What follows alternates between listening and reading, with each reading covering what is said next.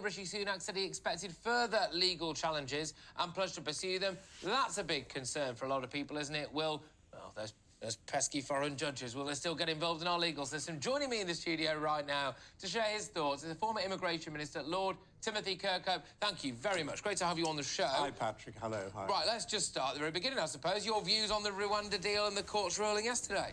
Yeah, well, the court actually backed up the government policy, which I'm not surprised about, because they mostly do that. But I think in doing so, it was a bit of a Pyrrhic victory for the government, really, because what we're going to get now is, although they've succeeded in the court in that instance, and there probably will be an appeal and so on, the court also said that, yeah, OK, you can do this legally, but you're going to have to, first of all, consider the cases of every individual asylum seeker before you can deport them to Rwanda, which, of course, is going to cost a vast amount of money. It's going to be extremely complicated. And, of course, I'm a lawyer, but loads of lawyers are going to be on the scene pretty quick on this. Can I just ask on that? Because my understanding is that the whole point of being sent to Rwanda is they're sent to Rwanda for processing, which implies to me that their case is going to be considered in Rwanda. Yeah, well, this is the big difficulty, really. I mean, with asylum, I was Immigration Minister, as you rightly say. I'm not a softie, and I made sure that more people left this country who were illegally here than I think any minister before or since, Immigration Minister. But the truth of the matter is, when you're dealing with asylum, someone makes an asylum claim in a country that they choose to make it. Until they do that, strictly speaking, they individually are not illegal. So you've got a problem straight away on your hands here. Is that the well, yeah, and it's a rather confusing problem because, like I've said, you know, my interpretation of it, I think most people's, was that the whole point of them being sent to Rwanda was they would be processed there, which I suppose meant that we didn't have to consider the case here. But now the court is saying we do have to consider their case here. Yeah, well, this is going to be quite confusing, to say the least, because the government policy is to send them to Rwanda straight away. Don't consider their case.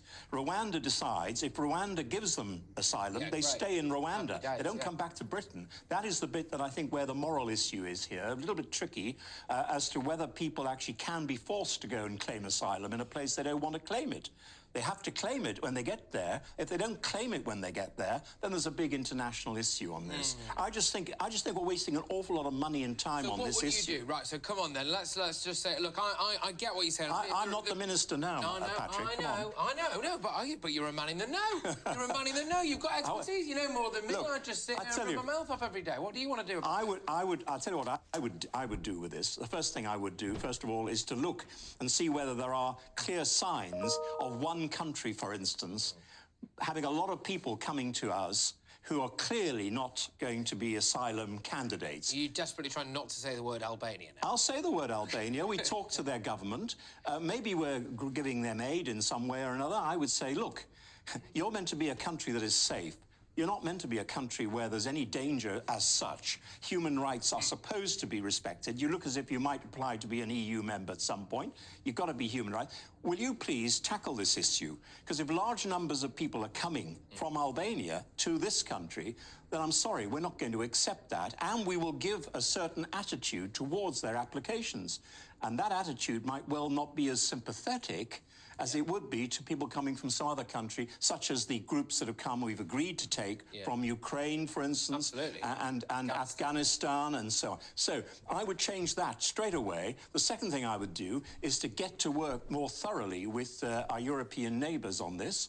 Since we left the EU, I drafted the Dublin agreements, which I know everybody says, I think the minister even, she said that the Home Secretary said it was a hopeless thing, the Dublin agreement. I don't agree. I spent a lot of time on it. But it doesn't work perfectly. But at least it gave us the right to send people back over the channel. Well, just fill us in quickly, again, our viewers and listeners. So this Dublin agreement that you would like to see used a bit more, exactly what... Well, no, I'd like to see it redrafted again. I'm happy to give the European Union a hand with this if they're stuck.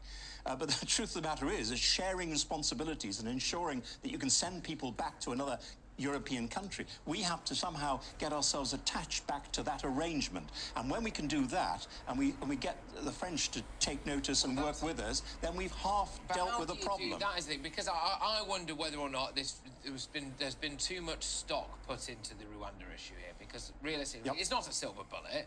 but a lot of people think that it might be. When you look at the amount of people that we might actually ultimately be able to send there, it's a drop in the ocean, right? I don't think it's going to be a massive deterrent for a lot of people if only 0.5% of those people coming across are going to end up going anyway. You take those odds. Yeah, you're sure. You've got a load of crooks as well who are actually taking money from these poor people, wherever they're coming from. They're taking a lot of cash, and we're not actually tackling them sufficiently. We say we're going to, but I want to see some arrests. I think a guy's just been arrested. Human traffickers, you mean? Well, yeah, there's a guy been arrested in the last 24 hours. I'm not sure whether he's a British citizen even. He could well be.